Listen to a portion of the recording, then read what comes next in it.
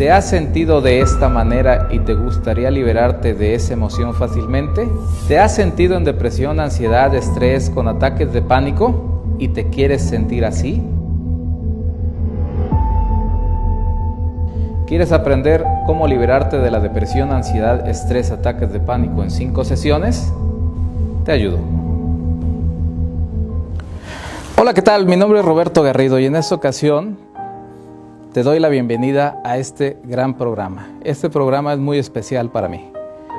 Es especial porque tengo y voy a tener la oportunidad de entrevistar a un gran mentor, una persona que ha sido un mentor, una persona que me ha podido dar muchos puntos finos y apoyado en este camino para ir ajustando muchos detalles y poder detonar todo este talento y tener la claridad de poderles compartir todas estas cápsulas, todos estos programas. Bienvenidos. Muy bien, ahora les invito a que vean esta muy interesante cápsula.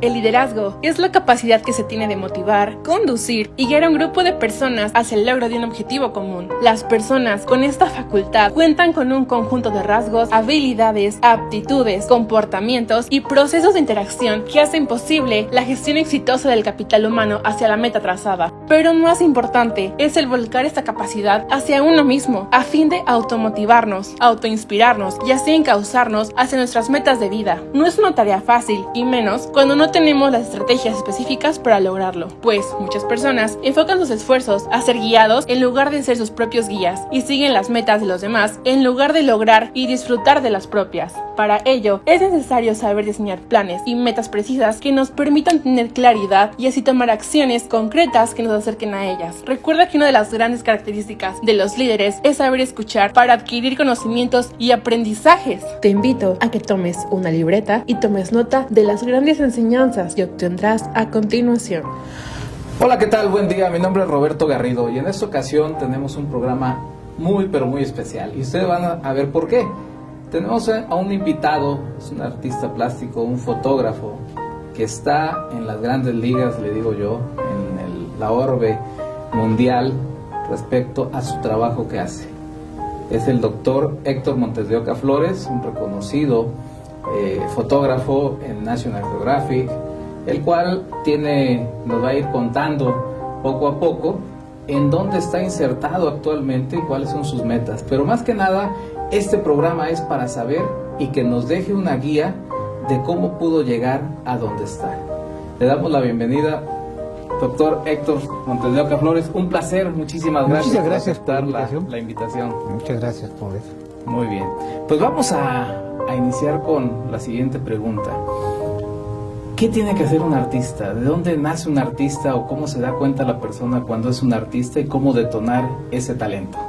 Mira, normalmente las facultades de cada persona en la cuestión creativa se va dando desde muy pequeños. Esto generalmente lo identifican muy bien los padres cuando tienes facultades para tocar el piano, para la música, para escribir, para pintar, para declamar, en fin. Yo creo que esas son las primeras guías que normalmente y los puntos que tú das para que los padres se den cuenta que tienes ciertas actitudes.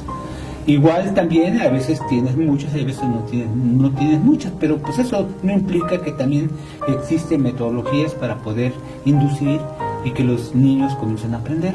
Normalmente en las cuestiones artísticas los proyectos de un profesional se basan desde muy pequeños. En China es casi increíble, pero desde los 3 años comienzan a tocar. Sí. Entonces dice, bueno, pues tienen que llevarlo con pañales y todo para que estén el piano. Pues sí, es así. Pero desde ahí se inicia, obviamente, a los 6, 7 años, como Mozart, ¿no? Ya pueden estructurar una canción, una melodía muy compleja, ¿no? Pueden hasta hacer ya cuestiones creativos en función de que puedan tener hasta música propia que estén rediseñando. Pero generalmente esto inicia desde muy pequeño. Y tiene que ver mucho con muchas metodologías que existen en las diferentes escuelas que existen la libertad, por ejemplo, existen escuelas especializadas en detonar las cuestiones artísticas desde muy pequeño, observándote y dándote todos los materiales y dándote el cuidado y dándote la guía para que te puedas ir desarrollando en esta área creativa. Son escuelas muy definidas, conocidas, que tienen que ver mucho y dan mucha más importancia a la personalidad que a los propios estudios, y que resultan metodológicamente muy bien porque se desarrollan. Uno de los puntos muy importantes que considero un artista y que lo hace es por la afición y el gusto, normalmente. También conozco muchos artistas frustrados que los obligaron a hacer algo que no les gustaba hacer, y eso es lo peor que te puede pasar en la vida, estar haciendo algo y viviendo de algo lo cual no te gusta, pero lo hacen porque lo aprendieron y se disciplinaron y tienen la técnica para hacerlo. Normalmente esto nace de la afición y del gusto. ¿Sí? Yo, en mi caso, desde muy pequeño, por ver que a mi abuelo le gustaba la fotografía, pues me incluía en su cuarto oscuro, me hablábamos de la fotografía, me llevaba con él, yo le cargaba su tripié, yo le ponía la cámara y siempre preguntando, así ya aprendiendo. Era yo chico, pero además, algo que he reflexionado con el tiempo, que no lo vi en ese momento, era el gusto y el placer y la amabilidad en un hombre diferente que se convertía cuando estaba haciendo lo que le gustaba. Sí, exactamente. Porque realmente disfrutaba mi compañía, pero también disfrutaba del oficio que él hacía, porque él no se dedicaba a eso, pero esa era su afición, y eso de alguna manera yo lo quería mucho y él me quería mucho, y verlo feliz a mí me hacía feliz. Claro. Por lo tanto, yo descubrí que realmente que si él disfrutaba, yo disfrutaba. Entonces la pasábamos muy bien y siempre hablando y esperando. Y luego ya vámonos, que ya llegó la noche. Y dice, no, espérate, ahorita comienzan las buenas fotos. Y al rato me decía, que te voy a contar un cuento. Y en sí, toda esta cuestión de convivencia, como abuelo y nieto, se fue vinculando, pero además comenzó un gusto y un entendimiento por un oficio. Exacto. Era la cuestión fotográfica. Héctor, ¿qué es un quehacer artístico? ¿Qué es el quehacer artístico? Porque muchas personas tienen muy difuso ese término como tal. Bueno, quehacer artístico es dedicarte a algo creativo que tú puedas comercializar de alguna manera, pero también disfrutarlo. Hay veces no llegas a la comercialización, pero sí llegas al disfrute porque te gusta hacerlo. Y yo conozco muchos abogados, muchos doctores, muchos ingenieros que son extraordinarios pintores porque siempre lo han dedicado desde mucho tiempo, pero lo hacen en sus tiempos, en sus ratos libres, y realmente lo hacen de una manera muy profesional, porque eso ya depende de cada persona, la cuestión metodológica con la que aprendas, el esquema en el cual basas tu aprendizaje, que vas creando ladrillo por ladrillo para generar un conocimiento más amplio, en donde puedes llegar a ser un profesional sin comercializar. Así es.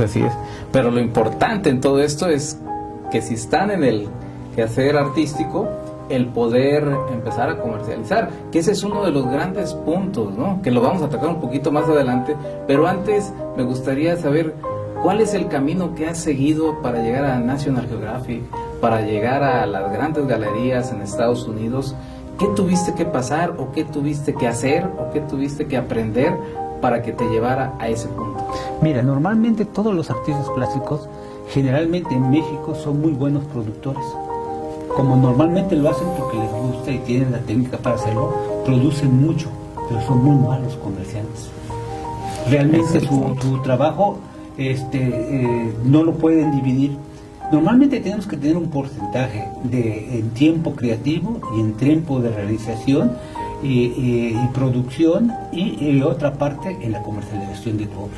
Si no tienes ese esquema, nunca vas a poder vender nada, porque te vas a acumular mucho trabajo, mucha obra y todo, pero ni la van a conocer. Hay gente que muere y descubren que tiene obras maestras en su quehacer y que nunca nadie las conoció, porque no lo hacían con el fin de lucrar, sino finalmente de gozar, que eso también es real, está bien. Pero si tú puedes vivir de un oficio, y cuando hablamos de arte es un oficio pues castigado, en el sentido de que en México no se dan todas las oportunidades o no existen por ejemplo, dealers especializados que puedan comercializar tu obra, entonces pues ahí comienzas a tener los tropiezos. Sí, sí, sí. Tienes que tener muy claro que producir la cuestión creativa debe estar siempre en un área de producción por un tiempo definido, pero la otra parte es la comercialización.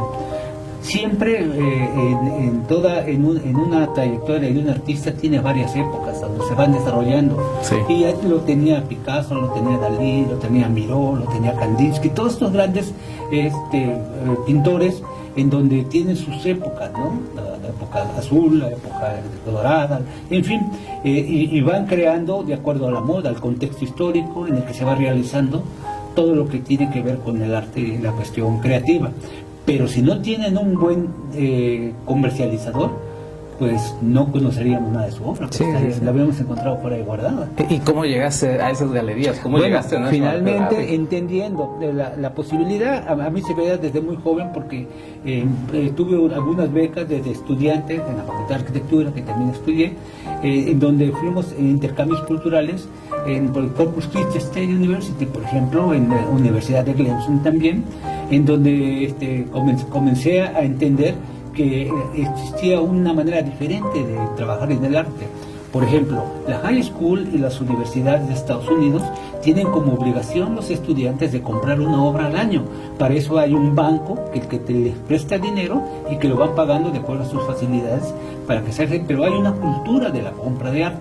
Eso es algo muy importante porque todos los estudiantes de alguna manera tienen la obligación al año de comprar una o dos obras, de acuerdo con un crédito muy específico que te dan para comprar. Si te das cuenta, ahí comienza realmente la bolita a dar de vueltas, porque entonces genera una cuestión creativa de que los artistas pueden vender su obra. Claro. Que son generalmente las facultades que tienen esta cuestión creativa. Después de eso, obviamente, también junto con eso, el gusto a los estudiantes de poder escoger, de poder saber qué es lo que quieren y por qué lo quieren, viene la explicación de los maestros y las conferencias y todo lo demás que se va dando. El conocimiento te da.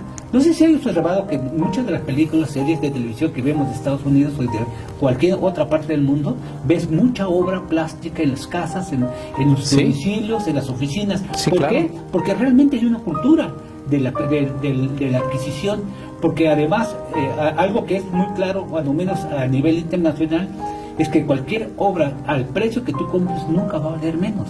Uh-huh. Y si el artista ya muere, entonces su valor se triplica.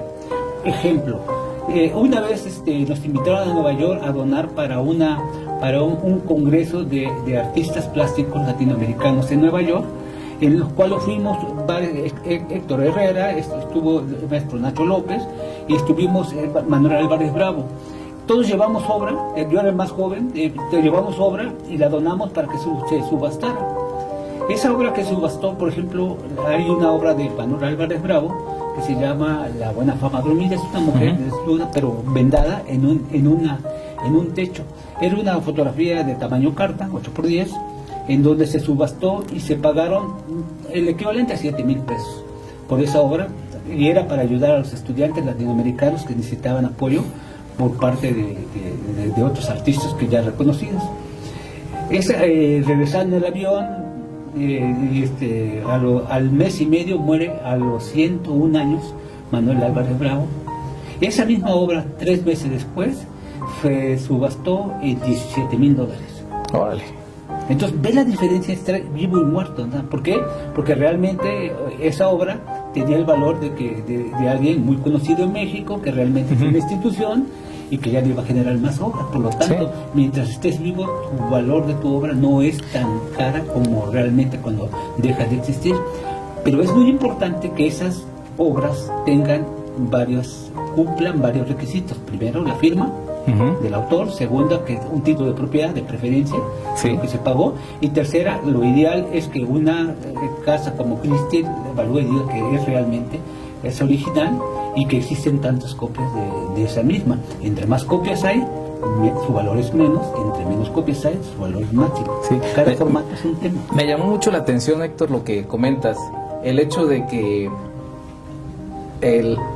están enseñando a las personas desde el high school, que viene siendo la preparatoria aquí en México, el cómo comprar, porque entonces ahí le empiezan a encontrar el gusto a todo el arte y hacen un círculo virtuoso de vendedores y compradores, y entonces detona la economía, cosa que no sucede regularmente en otros países, ¿no? Sí, lo que es claro que ellos, queda para ellos muy claro es que están invirtiendo, que no están gastando, que no están haciendo un acto de caridad, sino que están haciendo una inversión.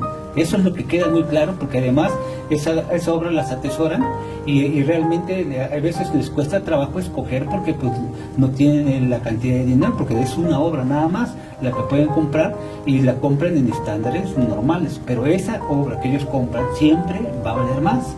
Si cumple con estos cánones que yo te explico, que es la firma y de alguna manera también la certificación de que es original, de que es del autor.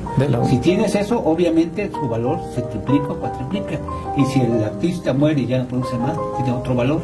Después viene la clasificación de la obra, en que si es en la época temprana, en la de madurez o en la cuestión más alta y creativa, que son las obras que valen más, ¿no? Sí, la pintura tiene otros esquemas porque finalmente son obras únicas.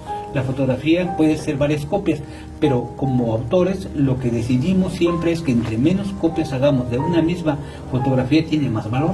En mi caso, por ejemplo, todo lo que se comercializa de blanco y negro, que es lo que me distribuye la galería Alfred Müller, normalmente es blanco y negro y ellos imprimen todo, pero no son más de 5 copias el máximo valor, de ahí son 15 copias el valor medio, y de ahí son 25 copias las que tienen mucho éxito y se venden. En mi caso todo es paisaje y todo es blanco y negro, lo que ellos me distribuyen única y exclusivamente. Sí, y todas las demás obras tú lo puedes comercializar. Totalmente, porque nada más ellos te piden que sean exclusivos en una sola área. Porque si no te tendría que comprar toda la demás obra. Todo lo que yo produzco en blanco y negro son ellos los que tienen el derecho de la comercialización. Ahora, si yo quiero obsequiarte una obra, yo tengo que avisarles a ellos y ellos te dan una copia de autor. No tiene valor porque yo no la cobré ni ellos tampoco la cobraron, pero yo tengo derecho a 5 por año, nada más, de obsequios. Sin valor, de otra manera hay que pagarlos, o yo o tú, pero tienes que pagar. Entonces, ese tipo de trabajo no te lo entrego yo, aunque yo te lo ofrezco, te lo envíen ellos. Sí, para que tenga la certificación y la certificación de ellos.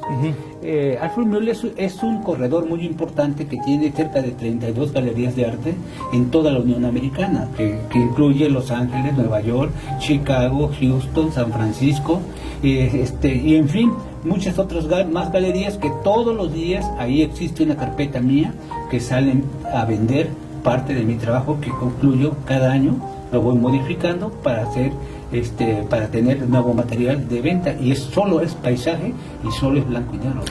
Me comentabas que en una ocasión un dealer es el vendedor de arte, te convenció de... Sí, realmente, porque decía yo, bueno, ¿cuál es la estructura? Siempre, y desde chico he sido muy preguntón, ¿no? Y le preguntaba yo, ¿cómo vendes? O sea, porque para entender la metodología.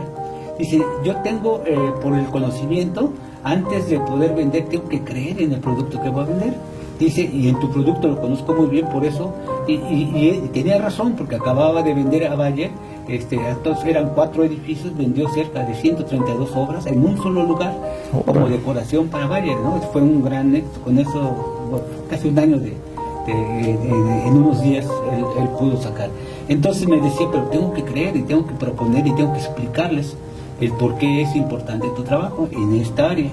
Entonces dice, yo te puedo vender una obra a ti. Espérate, no. ¿Cómo me vas a vender chiles a Ernest? No, por favor. Por favor, ¿no? Entonces, me la vendió.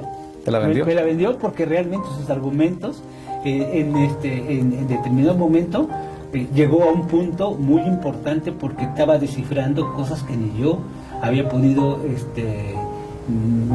discernir. Por ejemplo, parte de mi trabajo en el paisaje tiene que ver mucho con carreteras, con cuestiones, y él encontró que realmente en una temporada que hice mucho de mi trabajo tenía que ver con paisajes de lejanía, pero muy a la inversa, y eso obedece Él no lo sabía, y yo después se lo platiqué, que obedece que yo desde muy pequeño acompañaba a mi papá en sus viajes, porque él tenía una llantera y vendía llantas, entonces llevaba su coche y yo siempre iba como muy pequeño durmiendo en la parte de atrás y siempre veía yo cómo la carretera se alejaba, no se acercaba. Y siempre eso se me queda fijado y eso lo como intuición lo estructuro porque es un gusto, porque siento que de ese momento cuando estoy fotografiando ese tipo de cosas estoy cerca de mi papá. Eso yo no lo sabía, él me lo dijo. Así entonces es. Realmente, y esta fotografía es muy simbiótica porque tiene esta estructura, esto. O sea, realmente ellos son grandes conocedores, psicólogos realmente, sí. Y estudiosos. Por eso son extraordinarios vendedores, porque conocen muy bien. Y cada obra, o sea, ¿cómo es posible que te puedan vender a ti una de tus obras? Porque realmente redescubrí algo que yo no sabía. A mí me gustaba, pero no sabía yo por qué. Más que nada te hizo consciente de Exacto, ello, ¿no? O sea, ese es el punto. Sí. Entonces, desde ese momento yo siempre trato de llevar a la conciencia, decir, esto me gusta, pero ¿por qué me gusta? Es me correcto. gusta por este esquema, y entonces de ahí hago ajustes que tengan que ver con la composición, con el encuadre, con la cuestión de la gama tonal, ¿sí? Y hablamos siempre de blanco y negro, que es lo que se especializa en las galerías de arte en Estados Unidos, o sea, vender obra que tenga ese valor. Claro. Héctor, ¿y tú piensas que todo te llegó fortuitamente, todo te llegó de la nada, o qué sucedió en Héctor Montes de Oca Flores para llegar ahí? Porque muchos piensan que, bueno, es un iluminado y todo, y bueno, muchos lo toman de esa manera. No, para nada. No, ¿Qué pasó? A ver, no, tiene que ver un poco. mucho con tu formación. Sí. Mi papá, periodista, es una gente que era muy estructurado, porque siempre los pensamientos que tenía muy claros para poder escribir. Él agarraba su máquina y comenzaba a escribir, y hay veces estaba escribiendo y estaba hablando conmigo. Parte de su trabajo era concretar y ser muy exacto. Entonces ese me enseña un esquema de ser muy concreto y de siempre de ser estructurado y de llevar un pensamiento sobre otro y un conocimiento sobre otro. Claro. Entonces, increíblemente, te lo digo con toda sinceridad, yo desde la preparatoria yo ya sabía que me quería ir a Italia, y yo ya sabía que quería estudiar cine, yo ya sabía que quería estudiar televisión. Lo difícil era convencer a mi papá, pero también igual él lo tuve que convencer para que creyera que realmente eso era lo que a mí me gustaba hacer. Y cuando haces el trabajo todos los días, ni te cansas, ni te chocas, ni nada, puedes estarlo haciendo indefinidamente porque eso es lo que te gusta hacer. Claro. Sí, porque es realmente, y eso increíblemente viene de los hobbies que normalmente te digo que las personas tienen, y que eso detona en el gusto, y aunque no le pagues ellos lo hacen, Sí. les gusta. Pero si te pagan, entonces realmente estás en el punto nodal en donde realmente tiene sentido, pero todo va en función a una estructura, a un esquema de formación, de ir siempre construyendo sobre un mismo rumbo, ¿no? Eso es lo que le llaman el eje rector.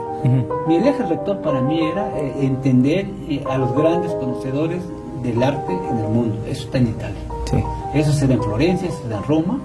Y bueno, para llegar allá tuve que hacer muchas cosas. Estrategias. Claro, primero, estaba yo en el segundo semestre yo estaba estudiando italiano, ¿sí? También inglés, pero italiano era más importante para mí porque eso me iba a dar la parte que yo necesitaba. Sí. Porque entro al Centro Experimental de Cinematografía, porque era uno de los lugares más difíciles para entrar y es un reto.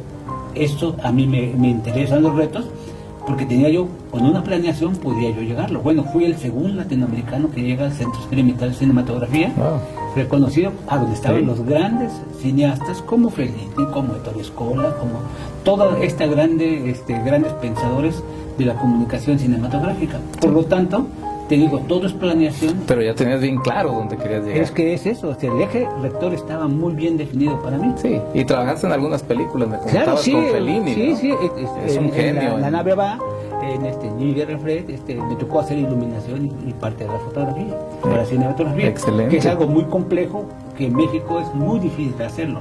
Todos los grandes cineastas que tú conoces, que han triunfado en Hollywood, pues estuvieron en el CUEP, donde yo también estuve un tiempo, pero que finalmente se desarrolló en Estados Unidos, porque en México no existe esta producción como tal, y si existe es muy pobre, ¿no? Así no es. está la infraestructura ni la economía para poder desarrollar Claro. una película Manguito. Pero y ahí lo vemos, lo por ejemplo, con el Chivo Lubeski fuimos compañeros, aprendimos lo mismo, estudiamos casi lo mismo, y mira quién es hoy, realmente Sí. uno de las gente más importantes como directores de la fotografía. De la fotografía. Sí, parte de mi especialidad, lo que Sí, yo hice en sí, Italia. sí. Entonces, pero te das cuenta, estuvo en el momento adecuado, con el conocimiento adecuado y en la ciudad adecuada. Que ese es un Los punto, Ángeles. ahora sí, muy fino que En toca. Luca. Es decir, con los conocimientos ya listos para actuar en el contexto Sí, adecuado. porque si que- no, no te puedes insertar. Sí, sí, no, decir, ay, ya hay una oportunidad, pero hay que saber inglés. Ahorita lo aprendo en 5 minutos. No se puede. ¿no? Ha sido, por ejemplo, yo he conocido a mucha gente que no estudia, pero que es muy bueno, Ujú. porque realmente encuentra la esencia de ese trabajo y lo desarrolla y lo aprende de una manera, pues vamos a decir, en la práctica. Y llegan a ser extraordinarios en su profesión por la experiencia. Ese es otro punto. Ese es muy otro importante. punto. Pero cuando hablamos que a los 22 años yo estaba ya formado, pues ¿cuál experiencia? ¿No? Era todo aprendizaje. Fue todo aprendizaje. La experiencia se va dando trabajar con grandes empresas. También decidí después trabajar para Kodak, que trabajé 15 años, y para empresas muy importantes que te van dando algo muy importante en una empresa es que sabe comercializar. Ujú. Y la comercialización es básica para poder vender tu obra, si no, nunca Sí, vas a no. poder. Y poniéndolo en porcentajes o en... ¿Cómo podemos decir qué tanto porcentaje o qué tanto es el talento tiene que en un artista y cuánto el conocimiento y el aprendizaje? ¿Cuánto y cuánto? Porque Bueno, mira, yo lo pondría de esta manera. Para mí, el talento podría ser poco, porque lo vas a desarrollar. Ujú. Pero la disciplina y la perseverancia es todo lo demás. Es todo lo demás. ¿Sí? O sea, no te puedo hablar de porcentaje, pues te puedo decir que ese es realmente todo porque de eso depende en que no a la mitad del camino te desilusiones y te dediques a otra cosa y después dedicas a otra cosa porque no te gusta eso y terminas regresando a lo que tenías que haber acabado hace mucho tiempo. Sí, pero puede tener talento. Muchas personas tienen talento, pero no se preparan y no se actualizan y quedan en la obsolescencia. Eso lo ¿no? único que hace es alentar realmente el éxito. Sí. Pero si tú estás capacitado es mucho más rápido que puedas brincar. Totalmente. Vaya, hay muchos ejemplos que yo lo viví. Una vez que estábamos filmando en el Gran Cañón de un libro que se estaba haciendo, el camarógrafo se enfermó y se incapacitó. Para eso iban a traer un camarógrafo que manejaba la Ariflex, una cámara muy especializada de cine. Ujú. Y digo, yo lo sé manejar. 27 años, chamaco, ¿qué va a poder? Digo, ¿me permiten? Cargué el magazine, cargué todo, así, y dije, Rochester, a ver, iluminación, tal. Y comenzamos a hacer el primero, se quedaron así, entonces, pues, jálale. Pues dale. Oye, chavo. y ahí terminé. Es Sí. un área que es muy bonita la cuestión técnica, pero finalmente yo sabía que la cuestión del cine, aunque me gusta mucho, es parte de mi formación, es muy difícil hacerlo porque es un trabajo de equipo y la fotografía no, te lo puedes tú solo. Sí. Y eso en México es mucho mejor, que no tengas que estar carrereando todos los amigos que Sí, no, hombre. Pero fíjate, ¿qué mensaje le darías a los artistas que nos están viendo y escuchando? Uno de los grandes problemas de los artistas que existe es que son muy buenos trabajadores, son creativos, son realmente importantes su trabajo, pero no entienden la parte de la comercialización. Ujú. La parte de la comercialización es muy importante, eso hay que dejárselo a los profesionales. En mi caso, todo inicia desde el conocimiento de una persona que la busqué, que se llama Wendy Phillips. Ella es la curadora de arte para Latinoamérica y ella compra en todo lo que es la parte de Luciana, pero también y todo el arte y las modas que se van a poner, ella lo decide con un grupo de curadores de arte. Al conocerla ella muchas cosas que no estaban muy claras, y me dijo, tú no tienes que vender tu obra, tú tienes que dedicarte a lo que sabes hacer, la cuestión creativa y a trabajar y a producir. Eso déjatelo a los profesionales. Y de ahí dicen, una de las empresas en tu área que mejor compra y que mejor es patrón, es un grupo de judíos, Alfred Müller, que tienen 30 y tantas galerías en el país y que son los que más caros venden, pero los que mejor, y son gente judía muy legal, para ese tipo de trabajo. Entonces dice, ellos, tú además te dedicas, les produces y ellos imprimen, ellos cobran, ellos entregan, ellos quedan con las ganancias y todo. Claro, dice, es un 50%, pero es un 50% de un valor muy alto, entonces pues bienvenido, ¿no? Bienvenido. Y me dedico Sí. nada más a lo mismo, por eso, si no tendría yo que salir todos los días con mis cuadros a ver a quién te lo vendo, ¿verdad? Que ese es yo siento que eso tiene muchos artistas que yo lo he podido ver, que quieren vender su obra y ellos quieren ser el que toca el instrumento, el que toca el piano, el director de la obra y todo, y no se puede, necesitan forzosamente tener un equipo de trabajo. Hay que dejarlo con profesional. especialistas y profesionales. Del que te digo es el que me vendió mi obra, entonces realmente ese es un especialista, Sí, que sabe más que yo de mí. sí, Entonces, sí. ¿cómo es posible? Pues posiblemente porque ellos estudian y tienen una preparación para hacer venta. Y además siempre, ellos no hay imposible, del tamaño que tú quieras, del tono que usted quiera, yo también se lo imprimo, del marco que usted quiera, también se lo hago. No hay problema. No hay problema, yo se lo hago. Y entonces yo siento que es un punto donde hay una bifurcación, entre los artistas que saben generar estrategias y los que no, pues muchas ocasiones se llegan a frustrar ellos mismos porque no saben, son muy creativos, hacen cosas muy importantes, pero no saben cómo comercializarlos. Entonces Sí. debe de haber un equilibrio entre Así es, yo tengo un amigo que es un extraordinario vendedor y también productor de pintura, Pedro Trueba.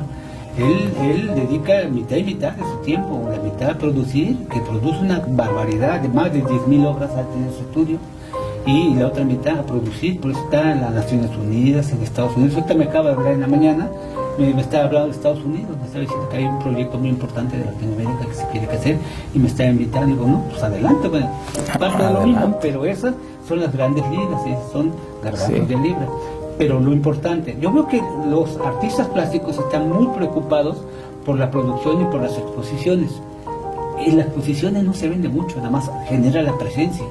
Y el público que lo ve no es un público conocedor. Hay que poner en galerías importantes, pero eso tampoco es muy difícil. Entonces, yo veo que trabajan arduamente para exponer en una cafetería, pues es decoración, en realidad. Ese no es el verdadero lugar para poderlo hacer. Sí, marca una presencia, pero realmente ese no es el camino adecuado para hacer. Hay que concursar en concursos internacionales, medirse con los grandes y algún día vas a tener la referencia y realmente el reconocimiento, pero ese es un camino largo. Sí, sí, sí.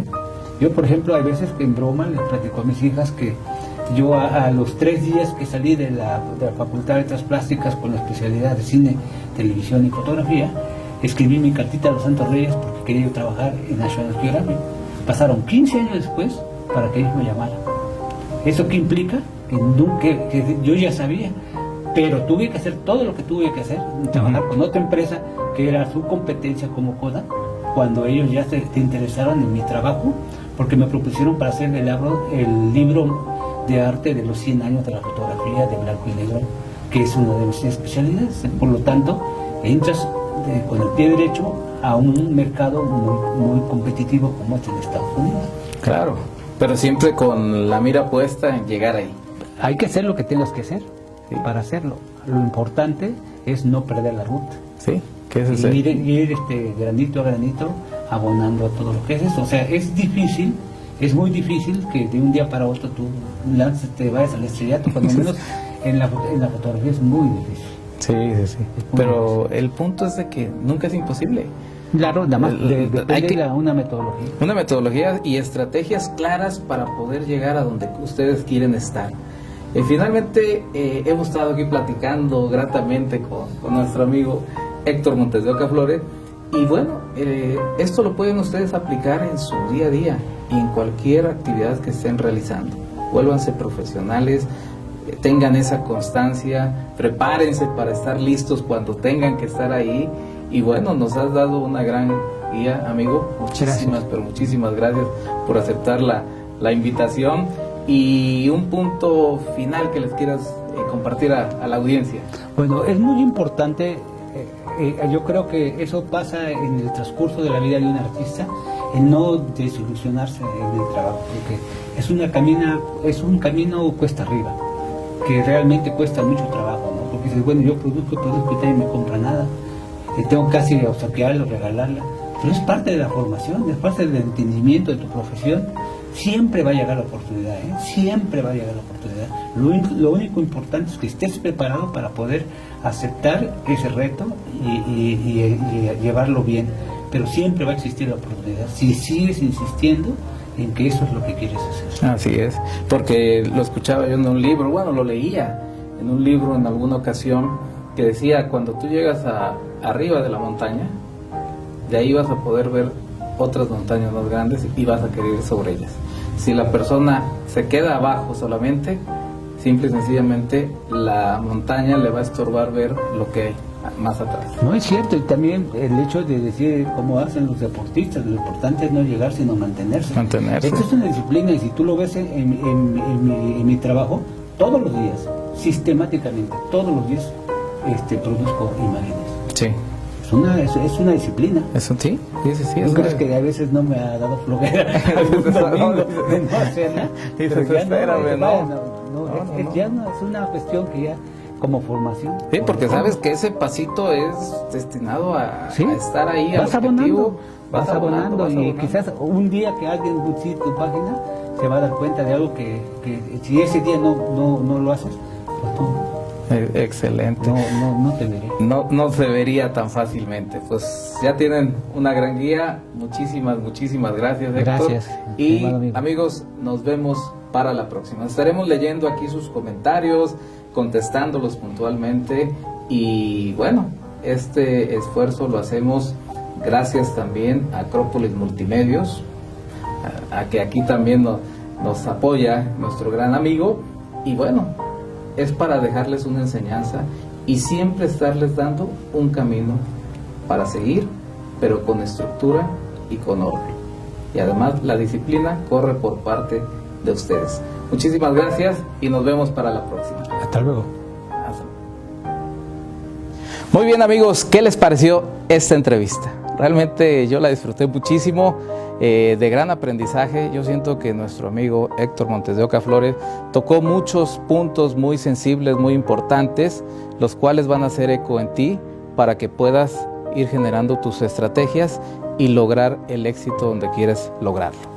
Un artista no es tan fácil el hecho de llegar a las grandes ligas, no es tan fácil el poder generar estrategias, máxime que hay personas que no entienden lo que es el arte en muchas partes del mundo y lo toman como solamente un hobby y no de manera profesional como él lo está haciendo. Esto mismo pasa en el fútbol. Hay muchas personas que son amateurs, son muy buenas en amateurs, pero cuando llegan a las grandes ligas es cuando empiezan a cobrar por ello y a profesionalizarse. Para mí me deja un punto importante lo siguiente: estar preparado para el momento adecuado, cuando se dé el contexto adecuado. ¿Por qué? Porque si ustedes no tienen un objetivo y no le dan valor a que todo lo que aprenden, ¿sí?, tiene una parte importante en lo que se van a convertir en el futuro, si no le dan ese valor, entonces nunca lo van a hacer. ¿Para qué aprendo inglés? ¿Para qué aprendo francés? Ay, ¿para qué voy a aprender de fotografía? ¿Para qué voy a aprender de esto? Y se pasan quejándose toda la vida y teniéndole un miedo y rehusando el conocimiento. Date cuenta que mientras más conocimiento tengas, ¿sí?, tu mente y tu cerebro lo va a integrar de diferente manera, a hacer ver cosas que en muchas ocasiones otras personas no lo van a ver. Pero cuando necesiten ocupar esos conocimientos, tú ya los vas para poderlos utilizar. ¿Y qué? Y poder detonar muchas grandes oportunidades. Las puertas, ¿tú te las abres o tú te las cierras? Si realmente esta gran herramienta creativa que tenemos todos los seres humanos no la dotas con los conocimientos necesarios, entonces pues de nada va a servir. No va a encontrar cosas o no va a haber cosas más allá, sino todo lo que el día a día les esté solamente dando. Vida tenemos solamente una. Tú decides cómo quieres transitar en ella. Vivirla en el gozo, en la alegría, en la paz, en la creatividad, o vivirla en la quejumbre, en la ignorancia, en solamente aceptando lo que pudieran recibir y no tanto lo que puedan generar. Así que ustedes deciden cuál va a ser su transitar en esta vida. ¿Por qué? Porque eso se va a convertir en su legado. Y entonces eso va a inspirar a muchas personas que vienen atrás de ustedes.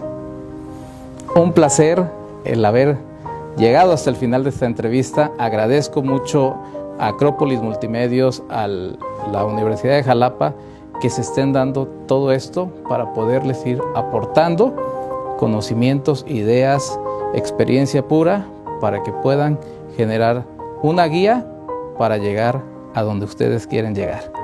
Un placer, estaremos contestando sus comentarios y compartan este video para que pueda inspirar e impactar en gran cantidad de personas. Nos vemos para la próxima.